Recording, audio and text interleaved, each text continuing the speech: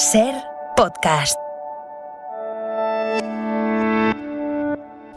Jesús Callejo, una semana más, bienvenido de nuevo a Ser Historia. ¿Qué tal, Nacho? Bien hallado. Pues nada, un placer aquí con nuestras novelas, ¿no?, de Pulp Fiction. Totalmente. Que nos gustan bastante. Y nuestras espadas. Y nuestra hechicería. Por favor, todo el mundo de los magos, la fantasía. Empezábamos el programa con ese fragmento de la película de Conan, ¿no?, ensalzando ese momento en el que ensalzan la importancia de la espada, el valor mágico de la espada, un valor casi trascendental, porque vamos a hablar de un personaje, no vamos a hablar de Conan, pero vamos a hablar del creador de Conan, Robert Howard. Robert Howard, qué personaje. La verdad es que creó muchísimos estereotipos de héroes y de heroínas. Conan, evidentemente, es el más famoso. Luego muchos más que luego comentaremos y algunos ya han sido llevados a la gran pantalla. Pero claro, la vida de Robert Howard es muy interesante analizarla para entender por qué hacía a estos personajes tan fortachones. Y los hacía tan fortachones porque él fue muy debilucho cuando era pequeño. Él murió muy joven, nació en 1906, falleció en 1936, con apenas 30 años, se suicidó. Ahora escucharemos un poco su historia. Y yo he de reconocer que no sabía nada de él. Luego empecé a conocerlo, ¿sabes por qué? Porque buscaba en páginas de estas de libros antiguos, de anticuarios, cosas de Howard Carter. Y me aparecía siempre Robert Howard. Y digo, ¿Robert Howard quién es? Y claro, es el autor de Conan, claro, de los años 20, los años 30. Sí, exactamente. Y, claro, tiene una vida muy llamativa porque hay que ver un poco ese aspecto psicológico, ¿no? Cuando alguien escribe una novela y busca personajes, y tú eres novelista, Nacho, pues normalmente te basas o bien en aspectos de tu vida, con gente que te has encontrado, o bien pues con referentes literarios de personajes que tú has leído, ¿no?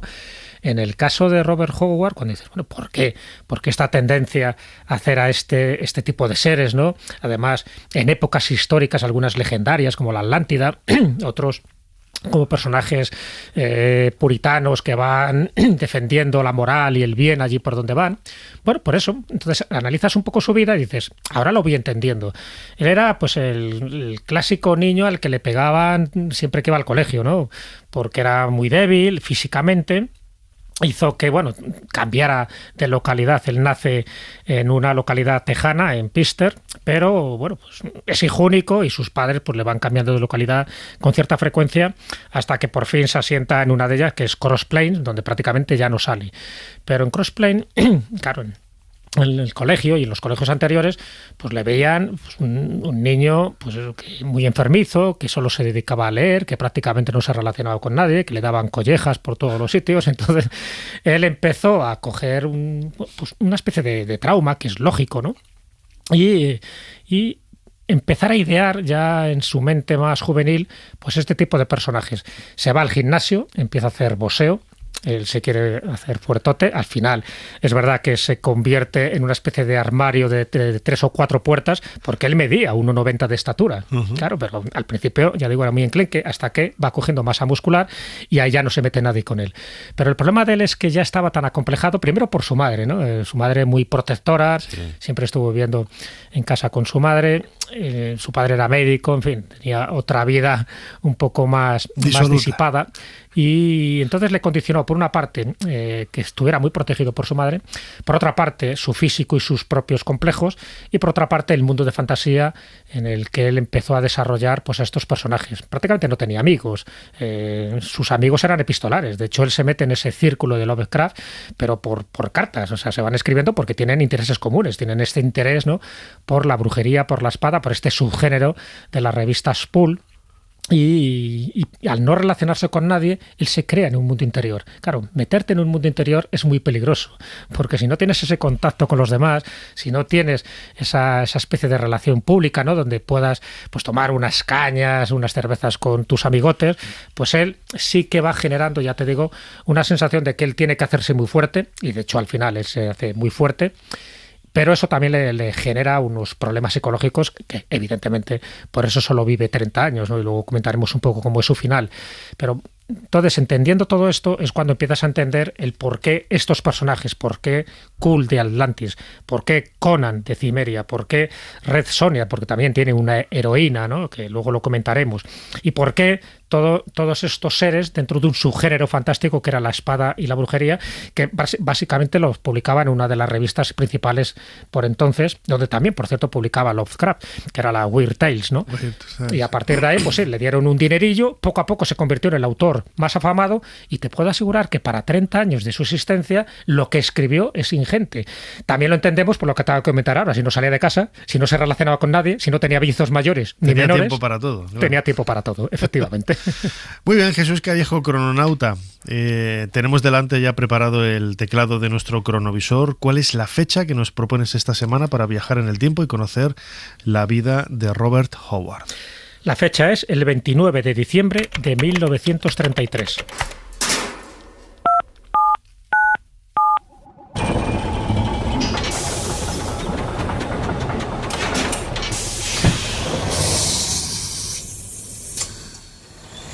Adelante, pasen. Jesús Callejo les está esperando junto al cronovisor.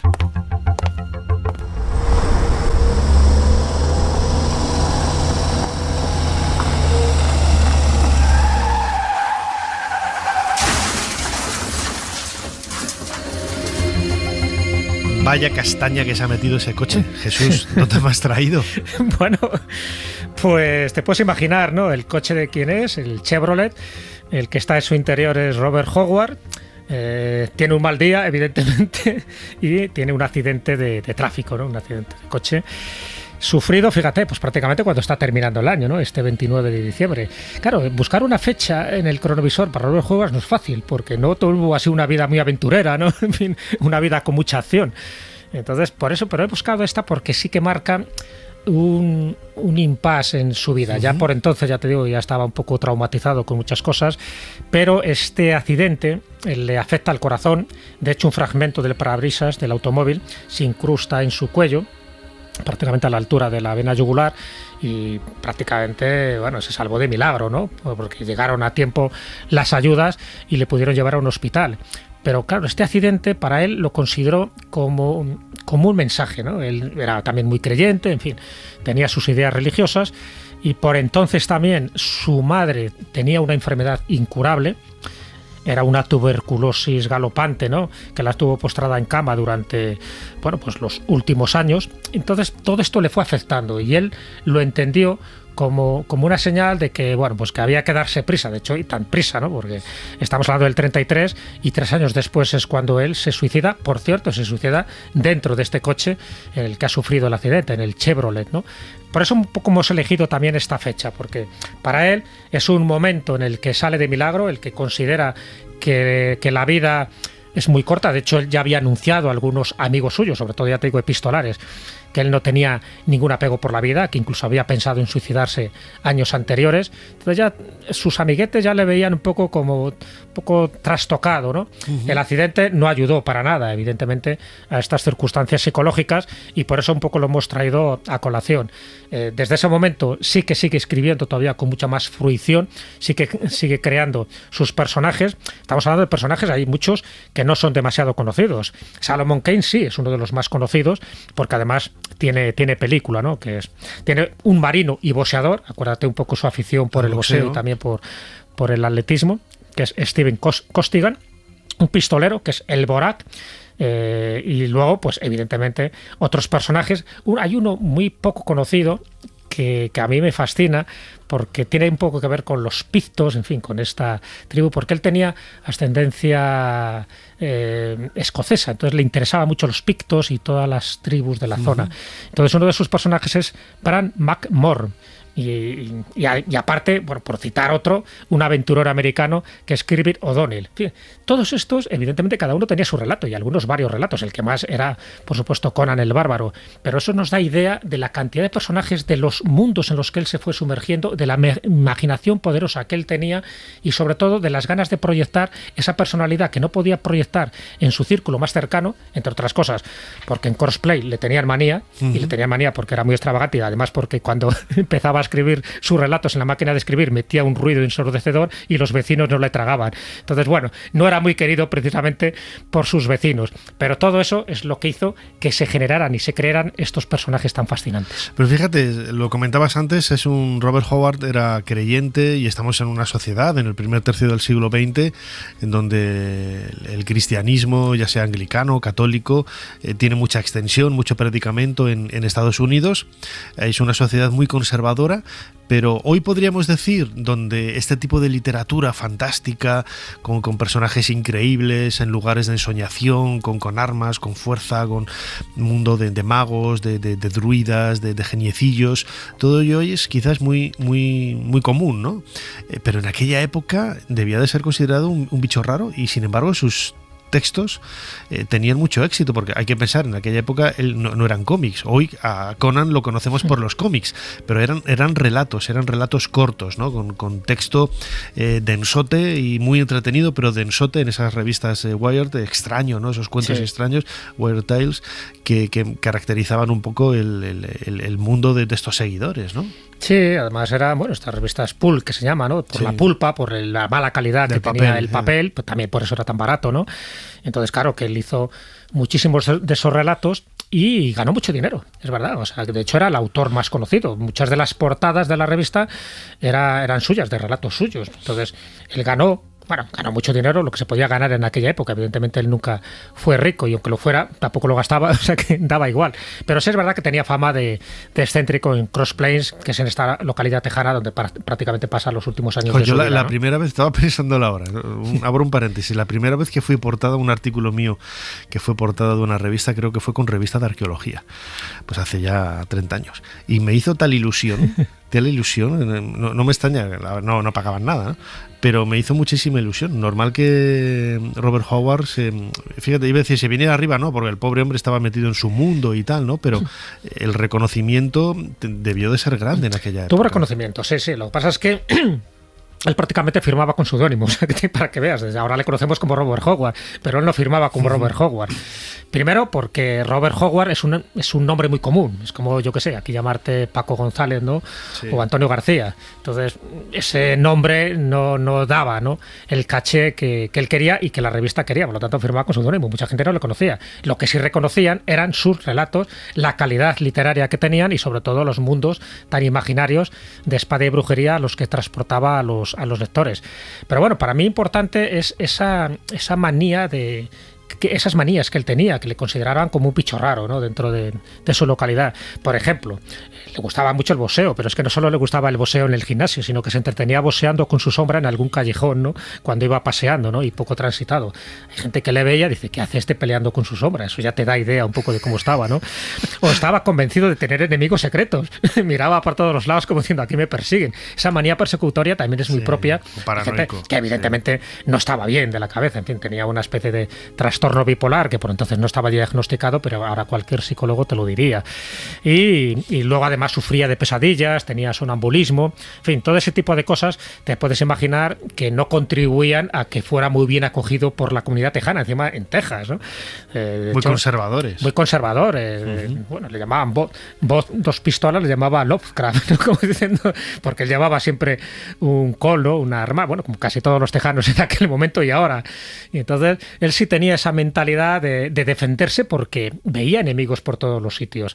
Eso ya te digo que te da un poco la idea de su inconstancia, ¿no?, de ese mundo imaginario en el que se sumergió. Un mundo imaginario que también estaba un poco condicionado por su biblioteca. Y sabemos que tuvo una biblioteca que luego donó de 300 ejemplares, que parecen pocos, pero para entonces también eran bastantes, sí. Entre los cuales, entre estos 300 libros, tenía Las Mil y una Noches, lo cual también eso explica, ¿no?, esas fantasías de por qué muchos personajes se van a Oriente. Tenía las obras de Edgar Rice Burroughs, sobre todo las de Tarzán. Tenía las de Alejandro Dumas, sobre todo Los Tres Mosqueteros, porque como ves le gustaba mucho la espada y las peleas. Tenía obras de Lord Dunsany, de Harold Lamb, de Jack London. En fin, todo este tipo de literatura evidentemente que le condicionó. Si no iba a las tabernas para relacionarse con los amigos, si prácticamente solo tuvo una novia, ¿no?, una novia que además le dejó al poco tiempo cuando vio que con él no había demasiado futuro, pues evidentemente su mundo era mucho de fantasía, era muy literario, para bien y para mal. Para para bien en el sentido de que los lectores lo agradecemos, ¿no?, cuando leemos sus obras, para mal porque eso hizo que poco a poco se fuera sumergiendo en una especie de agujero negro donde al final no vio otra salida que pegarse un tiro. Estamos escuchando la vida, ¿no?, de Robert Howard, el creador de Conan, el Bárbaro, que hoy lo conocemos precisamente por esos cómics y esas películas, pero que originalmente eran relatos puros y duros, ¿no?, en donde se describía con fruición pues un mundo de fantasía, un mundo de héroes, un mundo de mitos.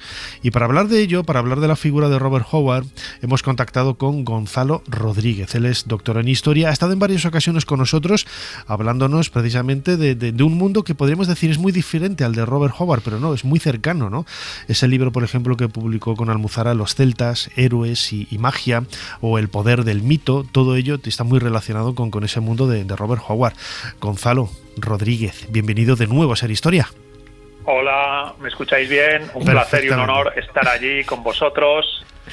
¿Qué tal, Gonzalo? Para hablar de uno de mis escritores favoritos, Robert Irving Howard. Qué gran poeta. Desde luego. Alma atormentada, pero corazón de poeta. Desde luego, como tú, como vosotros, ¿no? En ese Toledo Mágico, quería recomendar desde aquí esa página web, paseostoledomágico.es. Si queréis conocer el Toledo más misterioso, el Toledo más extraño, contactad con ellos, porque los veréis caminando por las calles de Toledo. Yo siempre digo lo mismo, son gente vestida de negro, con esas barbas y tal, pero son como magdalenas, no dan miedo, son todo corazón, como el propio Robert Howard. Gonzalo, escuchábamos ahora a Jesús hablando un poco de la figura de Robert Howard. ¿Cómo crees que pudo él alcanzar, cómo llegó él por primera vez a ese mundo de la fantasía? Porque tampoco era un tema que se tratara con mucha profusión en aquella época. Bueno, es que él inaugura el género de espada y brujería. Es decir, él es un corazón poeta, es un corazón salvaje y primigenio en un mundo que no entiende y que le tiene alienado.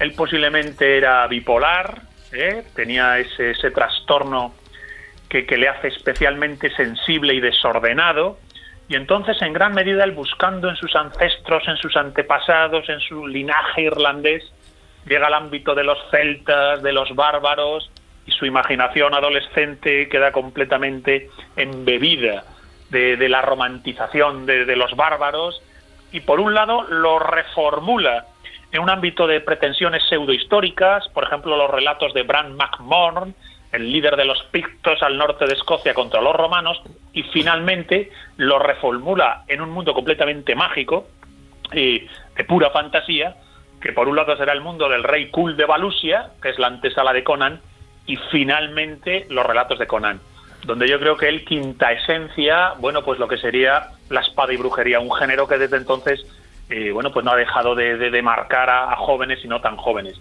Si me dejáis, de hecho, sí, puedo leer un fragmento de una carta que él escribe a un amigo, al autor también de fantasía Clark Aston Smith, que es otro de los clásicos de aquella época en Estados Unidos, que publicaban en la revista Weird Tales, una revista de relatos fantásticos, publicaba Lovecraft, publicaba Howard y publicaba Aston Smith. Y fijaos lo que dice de cómo ha escrito sus relatos de Conan, porque señala un poco su manera de ser. Él decía que escribía en estado de trance, que a veces escribía y ni siquiera sabía lo que había escrito, ¿no? Como que le poseía el relato. Entonces dice, esto le escribe una carta a un amigo, y dice: hay ocasiones en las que me pregunto si es posible que algunas fuerzas desconocidas del pasado, del presente o incluso del futuro se manifiesten en los pensamientos y en las acciones de las personas.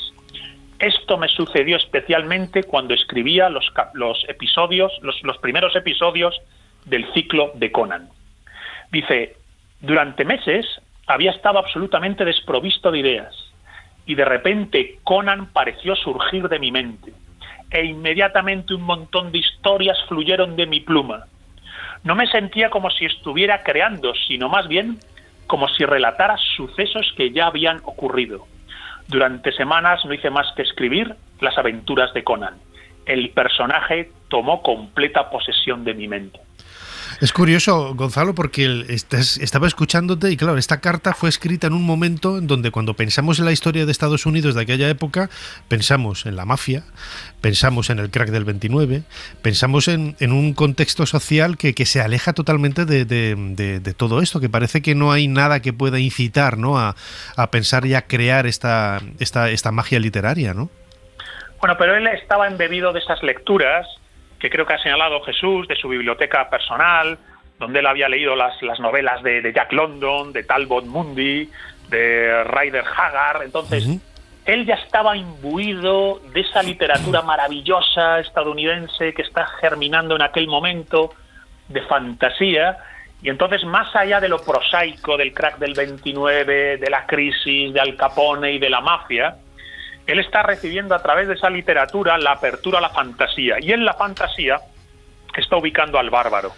Y el bárbaro, ya sea en los relatos de Conan, en los relatos de Cul de Valusia, en los relatos de Bran McMorn, en los relatos de Howard, el bárbaro siempre es depositario de una especie de pureza ancestral que se ha perdido y que habría que restaurar. Entonces, fijaos que os leo otro fragmento. Este ya es de un relato de Conan, del relato El Coloso Negro, que es un relato que recomiendo a cualquiera que pueda que lo lea. Yo creo que es un relato que sintetiza, ¿no?, el género de la espada y brujería.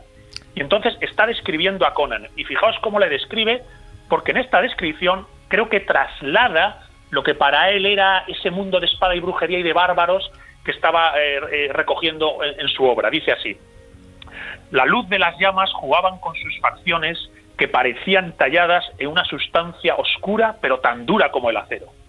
Aunque inmóviles, sus ojos relucían con la fiereza de la vida. No solo era un hombre salvaje, sino que formaba parte de la naturaleza salvaje. Por sus venas corría la sangre de las manadas de los lobos, y en su cerebro se agazapaban las sombrías tinieblas de la noche norteña. Su corazón latía al ritmo de la vida del bosque. Fijaos qué frase: su corazón latía al ritmo de la vida del bosque. Por sus venas corría la sangre de manadas de lobos.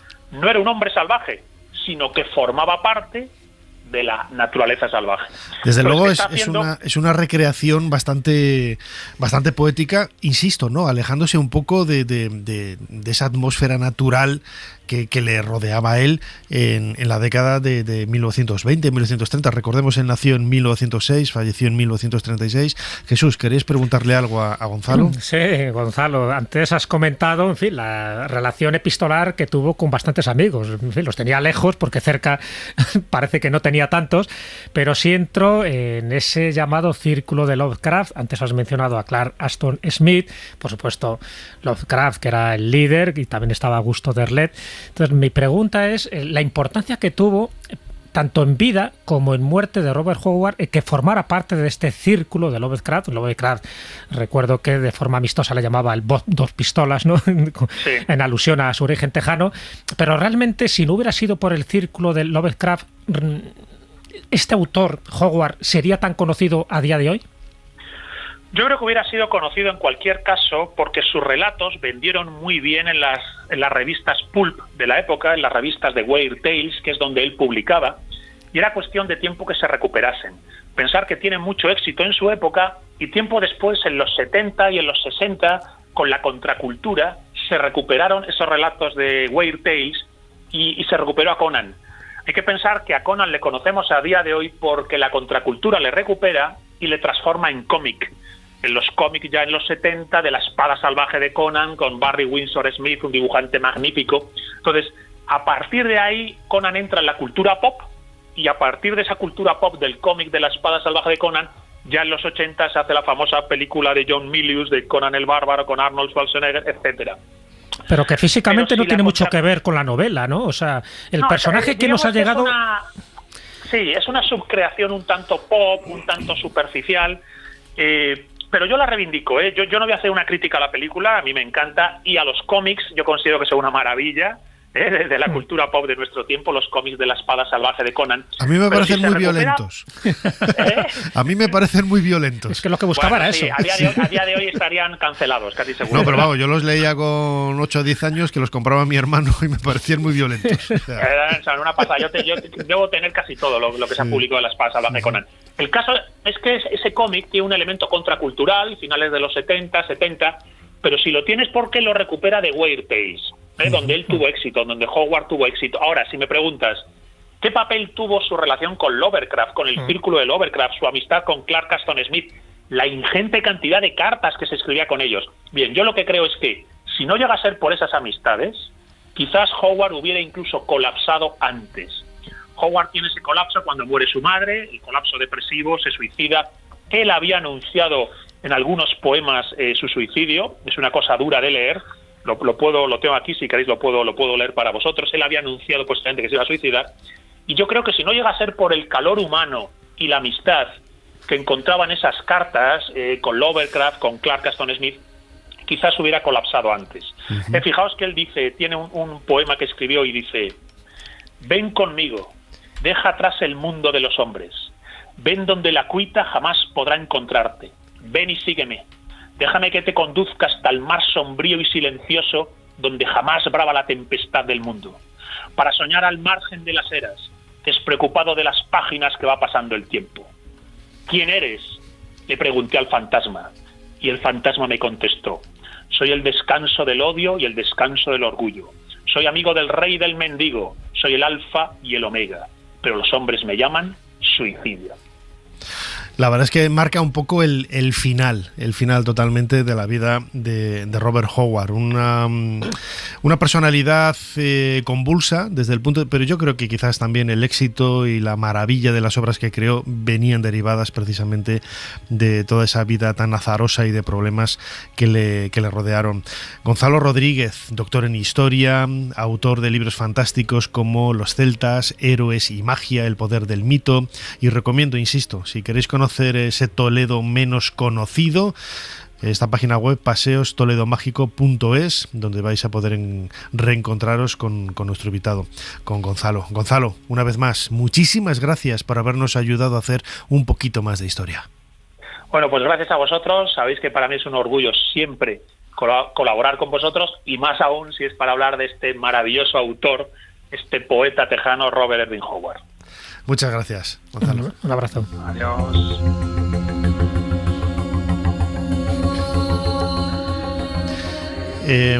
Gonzalo iba a decir, no, Jesús. Aquí, presente. Jesús Callejo, crononauta. La vida de Robert Howard. Además, él sacó algunos temas que imagino que en aquella época también eran, ya para ir acabando, relativamente desconocidos o muy sugerentes, ¿no? Como la Atlántida, por ejemplo. Sí, lo que pasa es que bueno, la deconstruye, por decirlo así, no es la Atlántida de Platón, sí. Es una Atlántida en otra época distinta, pero sí, claro, como le gustaban mucho las civilizaciones perdidas, sobre todo, y lo acaba de resaltar Gonzalo, un poco todo lo que tenía que ver con lo pagano, con lo bárbaro, en contraposición con lo civilizado.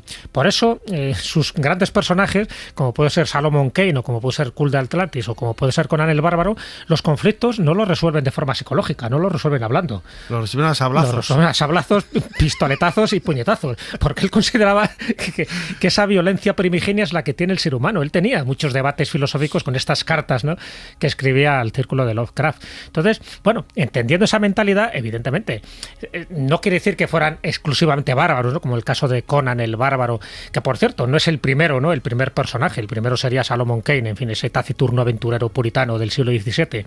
Pero Conan, en la novela, en los relatos que él hace, Conan es una persona culta, conoce varios idiomas, le gusta la poesía, valora la libertad, disfruta de la vida. Es decir, que luego nos lo han reflejado como ese armario empotrado, muy brutote, muy e incluso brutote, un poco desaseado, ¿no?, con toda esa gente ahí un poco ahí. Exacto, pero también es verdad, ya te digo, la concepción que él tenía de esas culturas desaparecidas con las cuales él tenía una cierta nostalgia. Él pensaba que la civilización que él le tocó vivir no era la adecuada, por eso yo creo que él estaba un poco con desfase, ¿no?, de lo que se veía y de lo que se sentía en aquella época. Y llega el año 36 y se suicida dentro del coche coche, en el mismo coche donde había sufrido el accidente. El accidente 3 años antes, sí, efectivamente. Bueno, pues con sus depresiones, con esa devoción que tiene a su madre. En aquel momento su madre ya estaba en la fase terminal. Él incluso pregunta al médico y le dice que le quedan prácticamente días, horas a su madre. Y él toma una decisión que yo creo que ya había tomado desde hacía tiempo, lo para que estaba buscando el momento adecuado. Claro, además siempre habían vivido muy juntos, muy unidos, y pensaba, si ya no está, ¿para qué voy a estar yo?, ¿no? Claro. Entonces, bueno, pues si nos vamos un poco a su casa de Cross Place, estamos hablando del 11 de junio de 1936, él entra en su Chevrolet y, bueno, sabe que su madre ya nada, le quedan prácticamente horas, y lo que hace es que se pega un disparo en la cabeza, del cual no muere al instante, sino que él, fíjate, tenía miedo de fallar en el tiro. Él tenía miedo de que su suicidio no se cumpliera a rajatabla, ¿no? De hecho, casi lo consigue, porque él está unas cuantas horas agonizando y al final, por la tarde, sí que acaba muriendo. Incluso deja una nota de suicidio, ¿no? Pero una nota de suicidio, y esto es curioso, no suya, no elaborada por él, fíjate que es un escritor, sino que elige un poema de una poeta británica que era Viola Garvin. Y esta nota de suicidio dice: todos huyeron, todo está hecho, así que levantadme en la pira. La fiesta ha terminado y las lámparas expiran. Y con eso él se retira de este mundo. Él considera que su labor ya está más que cumplida, con todos estos personajes que él ha creado, con cientos de relatos que él escribió y generando todo un mito. Y ese mito, ya te digo que en parte fue por el círculo de Lovecraft, que sintió muchísimo su muerte porque le tenían un cariño muy especial, sabía perfectamente de su trastorno bipolar, un trastorno bipolar que, por cierto, también sufría Van Gogh, o que también sufrían muchos escritores franceses de la Bohemia del siglo XIX, pero que no supo aguantar mucho más en su vida, sencillamente condicionado por sus depresiones, por su trastorno y sobre todo porque la muerte de su madre ocurrió al día siguiente y los dos fueron enterrados el mismo día en el mismo cementerio. Así acaba la vida de Robert Howard, este escritor estadounidense, creador, sobre todo, ¿no?, de uno de los mitos hoy del cómic, pero insistimos, era un mito de la historia de la literatura, de esos relatos que en la década de 1920 surge de la mano de la revista Weird Tales, esos relatos extraños, esos cuentos insólitos, con la figura de Conan el bárbaro. Jesús Callejo, crononauta, un final triste para una vida apasionante, me atrevería a decir. Como siempre, muchísimas gracias por habernos ayudado a hacer un poquito más de historia. Muchísimas gracias a ti, Nacho. Nos vemos la próxima semana. Suscríbete a Ser Historia. Todos los episodios y contenidos adicionales en la app de Cadena Ser y en nuestros canales de Apple Podcast, Spotify, iVoox, Google Podcast y YouTube. Escúchanos en directo en la Ser los domingos a la 1:30 de la madrugada. Cadena Ser. La radio.